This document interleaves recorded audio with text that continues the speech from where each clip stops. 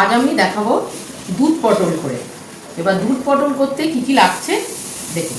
দুধ পটল করতে লাগছে এই আমি পটল খোসা ছাড়িয়ে কেটে রেখেছি, আর তার সঙ্গে তো দুধটা লাগবেই দুধ পটলে, আর একটু জিরে বাটা আর আদা বাটা, আর এখানে লাগছে পোস্ত, কাজু, কিশমিশ বাটা, এটাকে আমি দুধ দিয়ে মাখবো।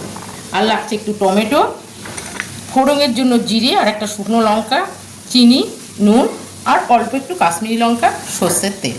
এই দিয়ে আমি দুধ পটল করা দেখাবো। এবার আমি এই গরম কড়াইয়ে তেল দিয়ে দেবো। পটলগুলোকে ভেজে নেব, শুধু নুন দিয়ে ভাজবো, আমি এতে হলুদ ব্যবহার করবো না। এর মধ্যে একটু নুন দিয়ে দেবো, পটলটা আমি ভেজে নেবো। একটু ঢাকা দিয়ে ভাজবো, তাহলে নরম হয়ে আসবে। পটলগুলো ভাজা হয়ে গেছে সুন্দরভাবে। এবার আমি পটলগুলোকে তুলে নেব।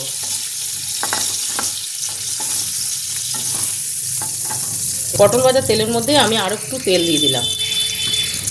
ওর মধ্যে আমি দেবো এবার শুকনো লঙ্কা আর একটু জিরে ফোড়ন। জিরেটা একটু ভাজা ভাজা, এই যে লাল লাল একটু ভাজা ভাজা হয়ে গেছে, এর মধ্যে আমি দিয়ে দেবো এই টমেটো কুচোগুলো। তো তার মধ্যে আমি দেবো আদা আর একটু জিরে বাটা। আমি এর মধ্যে হলুদ ব্যবহার করবো না। আর এটা আমার ভাজা ভাজা হয়ে গেছে, এর মধ্যে আমি দেবো এবার একটু লবণ, একটু চিনি, তার মধ্যে এই ভাজা পটলগুলো আমি দিয়ে দেবো। কাশ্মীরি লঙ্কা দিলাম অল্প করে।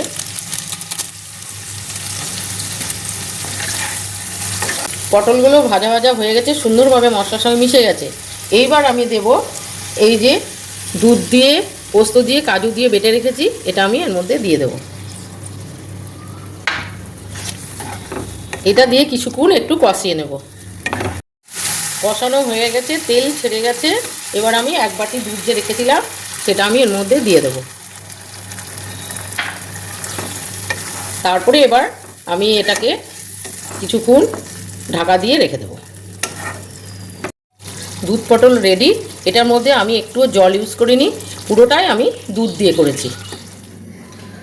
দুধ পটল রেডি হয়ে গেছে আমার।